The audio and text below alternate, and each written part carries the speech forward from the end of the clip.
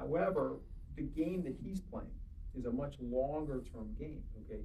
You don't need my boring dissertation on trade policy, but we need to do a better job of explaining to the American people our trade policy, okay?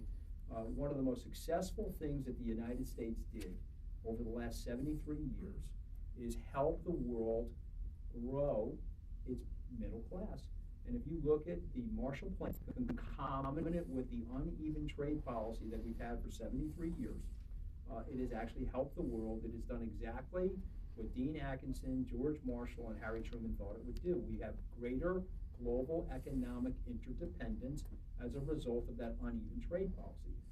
But we've had the deleterious side effect of losing the standing of the American working class families for their wages. And so all the president would like to do is create more symmetry in the trade and make the trade fairer free trade.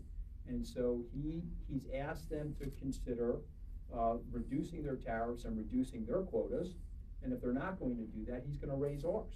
Okay, and what will happen is there'll be some pain in the beginning, but people are not stupid. President's not stupid, like he did with the auto tariffs. They'll bring them down. And I'll make one more prediction here.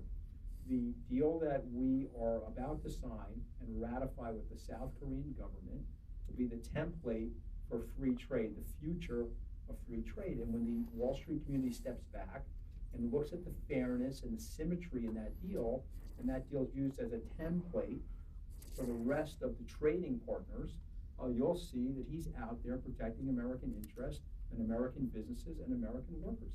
But if you think that we've had free trade for the last 73 years, you're not studying the trade policy properly. You're not understanding that our goods and services have been embargoed into these other countries, and we've allowed their goods and services to flow freely into our country. One specific example, then we can go to another question.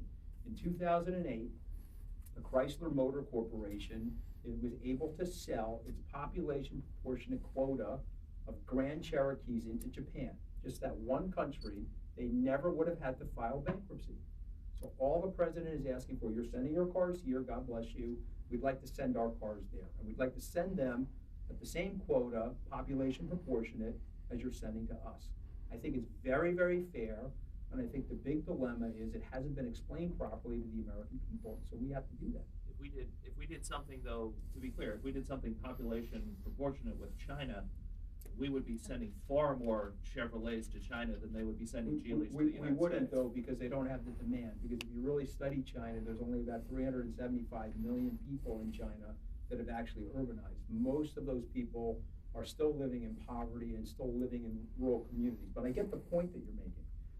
And I think that the president has a very strong relationship with President Xi. Do not underestimate that relationship, and don't underestimate the common interests that they have together. Think about it this way: if we are the base of the world's consumption, China is the base of the world's manufacturing. There's a harmony there. What the president would be saying to the president of China, help me please, with the middle class and lower working class people, more aggregate demand in that community, more purchasing power is better for the world, better for China, better for the US, and help me do that. We're at a stage, we're at an inflection point now where China no longer needs to be categorized as a developing nation in the WTO. They're going to be the largest economy by 2035, possibly 2040, and if you look at their population, they should be. It's been an economic miracle for them, but give us some help here with our middle class and working class people. I think the message has to be stylized in a way that's much more broad-based than it currently is.